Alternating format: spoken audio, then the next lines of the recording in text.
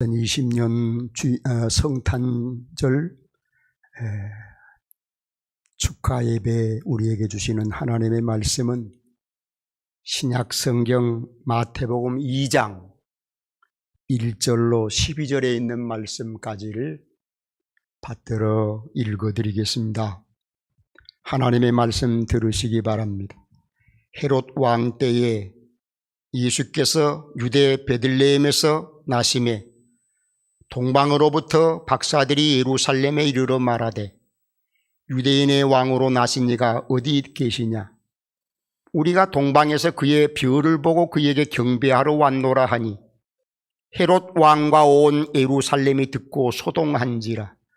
왕이 모든 대제사장과 백성의 서기관들을 모아 그리스도가 어디서 나겠느냐 물으니 이르되 유대 베들레헴이오니 이는 선지자로 이렇게 기록된 바 또 유대 땅 베들레헴아 너는 유대 고을 중에서 가장 작지 아니하도다. 내게서 한 다스리는 자가 나와서 내 백성 이스라엘의 목자가 되리라 하였음이니이다. 이에 헤롯이 가만히 박사들을 불러 별이 나타난 때를 자세히 묻고 베들레헴으로 보내며 이르되 가서 아기에 대하여 자세히 알아보고 찾거든 내게 고하여 나도 가서 그에게 경배하게 하라. 박사들이 왕의 말을 듣고 갈새 동방에서 보던 그 별이 문득 앞서 인도하여 가다가 아기 있는 곳 위에 머물러 서 있는지라. 그들이 별을 보고 매우 크게 기뻐하더라. 집에 들어가 아기와 그의 어머니 마리아가 함께 있는 것을 보고 엎드려 아기께 경배하고 보배합을 열어 황금과 유향과 모략을 예물로 드리니라. 그들은 꿈에 헤롯에게로 돌아가지 말라 지시하심을 받아 다른 길로 고국에 돌아가니라. 아멘. 이 말씀에 은혜 되시기 바랍니다. 이탈리아의 조각가이며 성화로 최고의 화가로 알려진 미켈란젤로가 그린 작품 중에 유명한 천지창조라는 그림을 한 번쯤은 다 보셨을 줄 압니다. 미켈란젤로의 그림에 하나님께서 아담을 창조하시는 모습을 묘사하면서 하나님의 손끝이 아담의 손끝에 닿는 순간에 마치 강한 전파가 전류가 흐르는 것처럼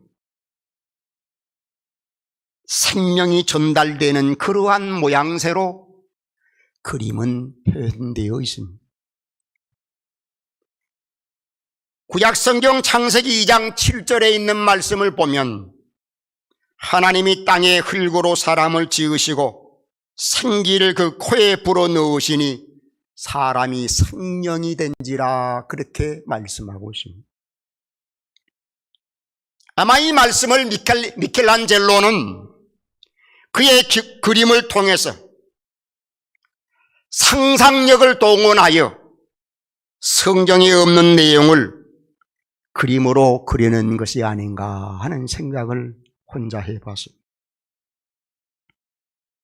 그럼에도 불구하고 그 그림이 유명하게 된 까닭은 생명을 전달하는 방법은 비단 코에 생기를 불어넣는 것으로만 되는 것이 아니고 손과 손이 서로 마주 닿을 때도 그러한 창조의 역사가 나타나게 된다는 사실을 요즘 우리가 카톡을 쓰면서 더욱더 실감을 하고 있습니다. 손끝으로 말이지. 하나님께서는 사람을 사랑하셔서 죄인인 우리 사람에게 하나님의 손길을 내미셨습니다. 이는 독생자 예수 그리스도를 세상에 보내신 것이 바로 그러한 것이라 할 수가 있지. 하나님의 손이 예수님의 탄생으로 사람들에게 사랑을 베풀어 주신 것이라 그런 요한복음 3장 16절에 있는 말씀을 보면은 하나님이 세상을 이처럼 사랑하사 독생자를 주셨으니 이는 그를 믿는 자마다 멸망하지 않고 영생을 얻게 하려 하심이라. 그렇게 말씀하십니다. 사람이 사랑의 손으로 다른 사람에게 사랑을 베푼다는 그러한 일이야말로 참으로 귀한 일이라 아니할 수가 없습니다.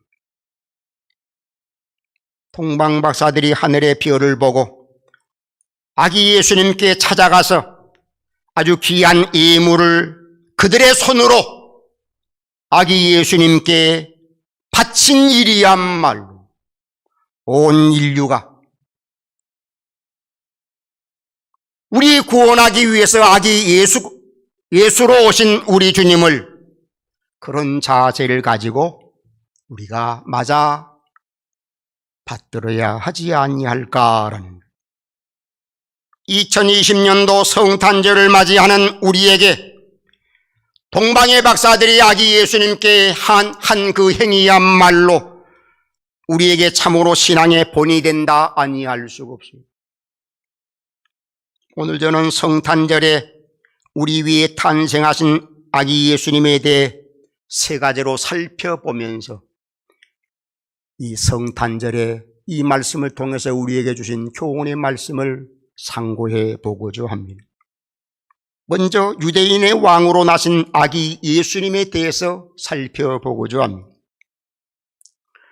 머나먼 동쪽 나라에서 하늘의 별을 연구하는 박사들이 하늘에서 움직이는 전에 보지 아니했던, 전에 볼 수 없었던 그런 큰 별을 발견하게 되었습니다.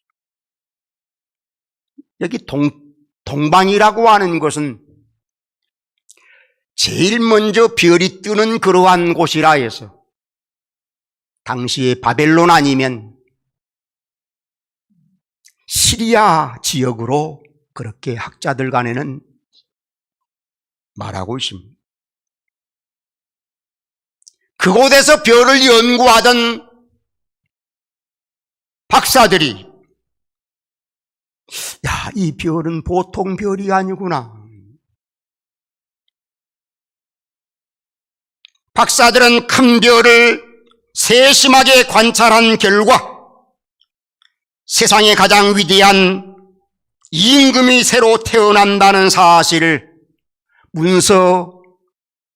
여러 문서들을 통해서 그들이 깨닫게 되었습니다. 그래서 박사들은 그냥 별만 관측하고 있을 수가 없었어요. 해서 큰 별의 주인공을 찾아 동방 박사들이 먼 길을 떠나게 됩니다. 그 길은 하루 이틀 길이 아닌 아주 멀고 먼 길을 가야만 하는 기나긴 여정이었습니다. 박사들은 피곤하고 고달픈 여행길에 중간에 포기할까 하는 그런 생각도 없지 않아 있었을 것입니다. 허나 박사들은 결코 포기할 수가 없었어요. 박사들은 꾸준한 인내심을 가지고 여행을 계속하다가 드디어 도착한 곳이 유대 나라였습니다. 박사들은 유대의 수도인 예루살렘에 들어가 오늘 본문 2절에 있는 말씀처럼 유대인의 왕으로 나신 이가 어디 계시냐? 우리가 동방에서 그의 별을 보고 그에게 경배하러 왔노라 물었어요. 여기 유대인의 왕으로 나신 이란 이 말씀은 사실 절반 정도만 맞는 말이죠. 왠고하면 예수님은 유대인만의 왕이 아니고 만왕의 왕으로 이 땅에 오셨기 때문입니다. 아기 예수님께서 인류를 구원하시기 위해 십자가에 달리실 때도 유대 총독 빌라도가 요한복음 19장 21절에서 뭐라고 말하는가 하면은 유대인의 왕이라고 그렇게 지칭했습니다.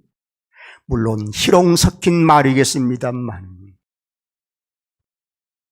여기서 우리에게 중요한 것은 예수님은 온 인류의 왕이요 유대인의 왕이요 나의 왕이요 너의 왕이라. 우리 모두의 왕이시라. 2020년도 성탄절을 맞이하여 우리 모두 탄생하신 나의 왕, 나의 구주께 넙죽 엎드려 경배할 수 있는 그러한 은혜가 우리에게 있어지기를 바랍니다. 동방에서 예루살렘까지 별을 따라온 동방박사들이 오늘 보면 2절에 유대인의 왕으로 나신 이가 어디 계시냐는 이 말을 들은 헤롯 왕과 예루살렘의 고위급 지도자들은 적지 아니하는 소동, 놀람, 근심, 걱정을 하지 아니할 수가 없었어요. 그래서 헤롯 왕이 모든 대제사장과 백성들의 서기관을 불러 모아 오늘 말씀 4절에 있는 말씀에 보니까 그리스도가 어디서 나겠느냐? 그리스도가 태어난다고 하면 어디서 태어난대? 물었습니다. 이는 헤롯 왕도 유대인의 왕으로 나실 리가 그리스도라는 사실을 알고 인정했다는 그러한 것이지. 왕 헤롯의 질문에 대제사장과 서기관들은 성경, 구약 성경을 뒤적뒤적거리다가 오늘 말씀 5절, 6절에 있는 말씀에 보니까 예언된 하나님의 말씀에 따라 유대 베들레헴이오니 이는 선지자로 이렇게 기록된 바 또 유대 땅 베들레헴아 너는 유대의 고을 중에서 가장 적지 아니하도다. 내게서 한 다스리는 자가 나와서 내 백성 이스라엘의 목자가 되리라 하였음이니이다. 헤롯 왕에게 그렇게 고했습니다. 이 말씀은 우리가 너무나 잘 아는 대로 선지자 미가의 말씀을 그대로 갖다 옮기는 그러한 말씀인 것이지. 아기 예수님께서 인류를 구원하실 메시아로 베들레헴에서 탄생하실 것을 미가 선지자는 미가 5장 2절에서 이미 예언해 놨습니다. 베들레헴은 우리가 잘 아는 대로 이스라엘의 두 번째 왕 다윗의 고향으로 베들레헴은 예루살렘 남쪽으로 약 10km 정도 떨어진 구릉지에 있는 작고 아름다운 촌마을입니다. 그곳은 유대의 가장 비옥한 지대로 북쪽에는 올리브 숲이 우거지고 동쪽에 완만한 사면 당구의 소맥의 풍작지였습니다. 이렇게 작고 아름다운 베들레헴을 그 명칭 그대로 떡집이라 하는 그러한 별명을 붙이는 데에는 그 떡집 베들레헴에서 온 인류의 떡으로 세상에 탄생하실 아기 예수님에 대한 그러한 예언의 말씀이라 할 때 우리가 또한 놀라지 아니할 수가 없는 것입니다. 예수님께서 베들레헴에서 탄생하신 이 사건은 결코 우연이 아니라 온 인류를 구원하시기 위한 하나님의 특별한 섭리요 하나님의 특별한 계시라 아니할 수가 없는 것입니다. 두 번째로 우리는 2020년도 성탄절 이 아침에 큰 별이 비추게 하신 아기 예수님에 대한 말씀을 또한 살펴보고자 합니다. 우리가 섬기는 하나님은 어떤 하나님이신가? 우리가 섬기는 하나님은 창조주 하나님으로서 그 하나님은 온 우주를 지배하시는, 온 우주를 다스리시는, 온 우주를 통치하시는, 온 우주를 섭리하시는 그러한 하나님이시다. 하늘의 해와 달 그리고 수많은 별들이 뜨고 지는 것 모든 그러한 것까지도 일일이 간섭하시고 일일이 지시하시는 이가 우리가 섬기는 하나님이시다. 주님의 탄생을 하늘의 큰 별로 동방 박사들에게 보여준 것도 하나님의 섭리에 따른 하나의 일련의 사건이라 할 수가 있습니다.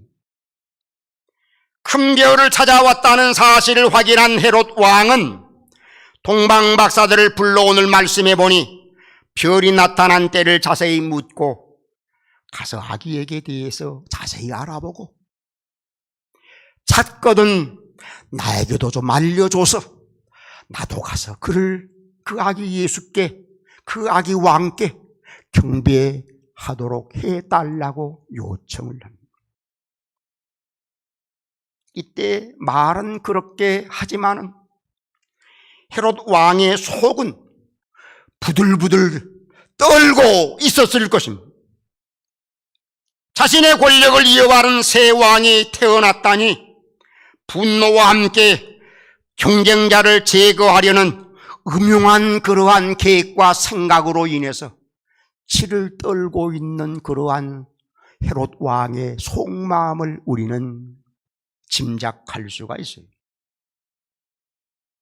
헤롯 왕은 피를 즐기는 사람, 헤롯 왕은 악을 재미로 삼는 그러한 왕이었어요. 헤롯 왕은 음란과 쾌락을 쫓는 그러한 아주 못된 그러한 왕. 이 헤롯 왕이 실제는 그의 친동생 아내를 자신의 여자로 만들어 버렸던 사람이 바로 이자입니다. 동생이 살아 뻔히 눈을 껌뻑껌뻑하고 있는데 권력을 쥐었다 해서 동생의 아내마저도 제 아내로 만들어버린 자가 이 헤롯입니다.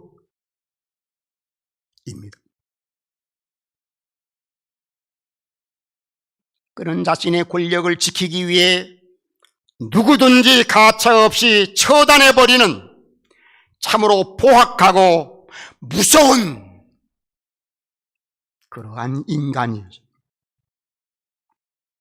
천사의 지시로 말미암아 아기 예수님을 죽이려는 자신의 음모가 수포로 돌아가자 급기야 이자 헤롯 왕은 베들레헴에 사는 2살 이하의 모든 남자아이들을 다 죽여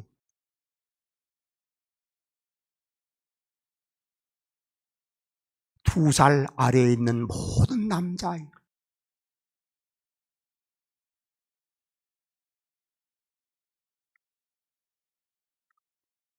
동방 박사들이 수도인 예루살렘에 들어가 분봉왕 헤롯 왕을 만나는 동안에 동방에서 왔던 새 박사들을 인도하던 그 별이 잠시 사라져 버렸어요.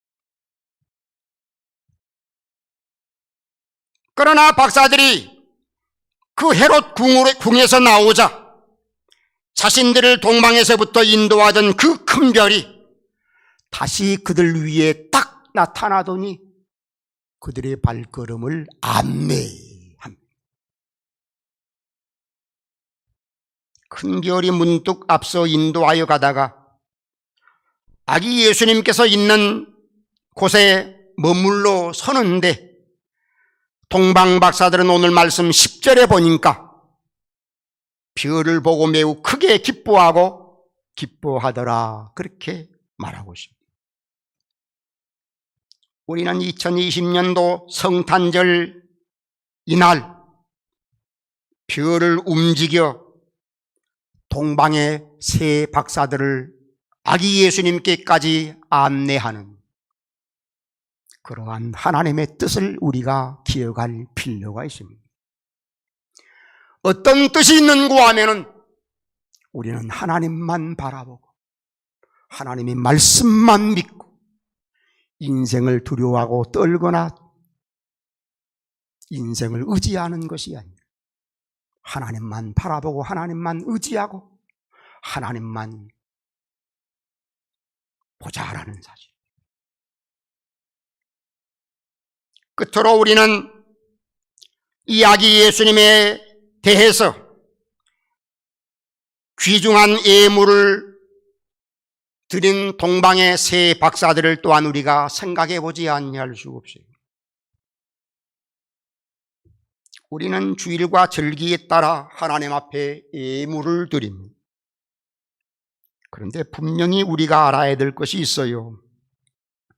그것이 무엇인고 하면은 우리가 하나님께 드리는, 바치는 모든 것은 우리가 생각할 때는 내가 원하면 하고 내가 원하지 아니하면 하지 아니한다 하나, 그래 그러한 의지마저도 하나님께서 주장하신다.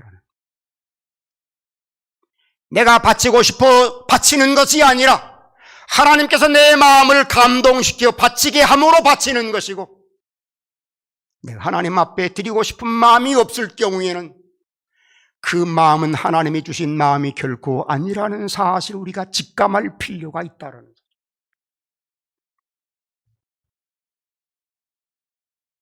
우리가 하나님께 바치는 모든 것은 내 의지로 바치는 것이 아니라 하나님께서 내 마음에 감화와 감동을 주시기 때문에 내가 하나님의 것을 하나님 앞에 바칠 수 있게 되는 거죠. 믿음이 왜곡된 사람들은 내가 하나님 앞에 내 것을 드린다고, 바친다고 그렇게 착각을 하지. 내가 11조를 하나님께 바친다고 해서 11조 바쳤다고 의시되는 그러한, 내가 감사 헌금을, 내가 구제 헌금을, 내가 선교 헌금을, 내가 봉사도, 내가 순종도 내가 한다고 그렇게 착각을 합니다. 그래서 교회가 마음에 들지 아니하면, 목회자가 마음에 들지 아니하면 하나님의 것도 감사의 예물도 하나님께 드리지 아니한 경우도 있습니다. 그러나 우리가 하나님께 드리는 모든 것은 내 힘과 내 선택으로 바치는 것이 아니라 하나님의 거룩한 영, 성령께서 내 마음에 감동을 주심으로 말미암아, 그래 맞아요, 하나님, 모든 것이 다 하나님의 것이지. 내 생명을 포함한 모든 것이 하나님의 것이지.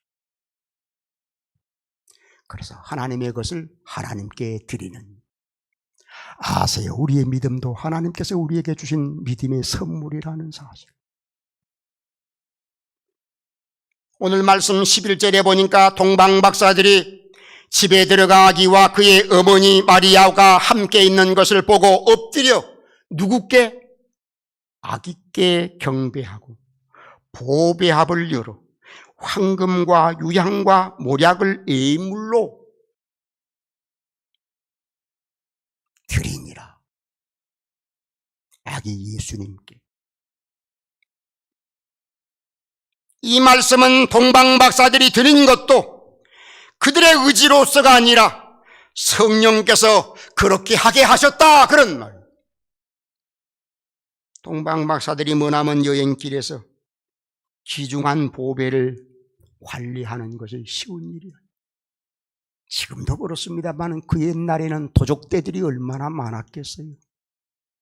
책상 머리에서 연구만 하는 사람들이 무슨 힘이 있어 그 보물들을 지킬 수가 있겠어요.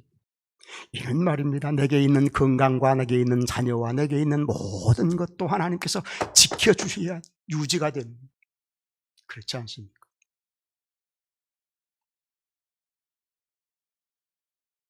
하나님께서 그렇게 하셨다. 하나님이 우리의 신앙과 우리의 섬김과 우리의 드림도 성령의 은혜로만 가능하다는 사실을 우리는 결코 잊어서는 안 됩니다. 사랑하는 교우 여러분, 성탄절에 탄생하신 아기 예수님은 하나님께서 육신이 되어 세상에 오신 우리의 구원자, 구주. 그분은 창조주 하나님이시고 그분은 만왕의 왕이십니다. 그분은 우리를 구원하실 메시아 그리스도이시다라는 하늘의 천사들과 땅에 있는 모든 피조물들에게 경배를 충분히 받고도 남음이 있는 그렇게 존귀하고 존귀하신 분이시다. 그러므로 우리도 그 아기 예수님께 엎드려 경배하며 예물을 바친 동방박사들처럼 우리 주님께 경배하고 주님께 예물을 최선을 다하여 바침이 마땅하지 않냐니. 이미 말씀드린 대로 그 일이 그렇게 되는 것도 내 의지로서가 아니라 성령의 역사하심에 따라 우리 마음과 뜻과 정성 모두 하나님께 응답하는 그런 우리의 행위가 아닐까. 나를 구원하신 그분께, 우리 가정을 구원하신 그분께 내 마음과 내 삶을 드릴 수 있는 그러한 모든 성도들이 되어지기를 주의 이름으로 빕니다. 기도하겠습니다. 하나님, 우리 아버지 은혜와 사랑을 감사합니다. 웬 은혜인지 웬 은총인지 우리가 하나님 앞에 한 것도 없는데 하나님께서는 우리 연약한 우리 구원하시기 위해서 높고 높은 보좌 버리시고 낮고 천한 이 땅에 오시어 누일 곳이 없어 말구유 밥통에 누이신 그러한 우리 주님이심을 우리가 성경을 통해서 읽어보고 그러한 아기 예수님께 머나먼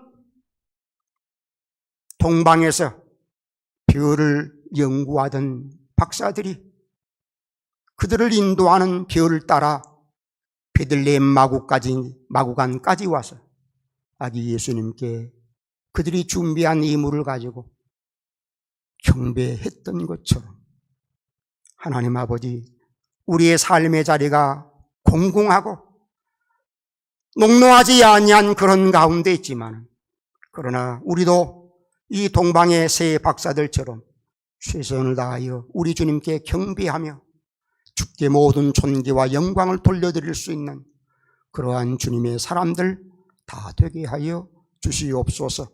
우리의 연약함을 주님이 아십니다. 붙들어 주시고 우리의 부족함을 아십니다. 주님께서 함께해 주심으로 말미암아 넉넉히 감당하며 하나님께 존귀와 영광을 돌려드릴 수 있는 그러한 모든 주의 사람들 다 되게 하여 주시옵소서.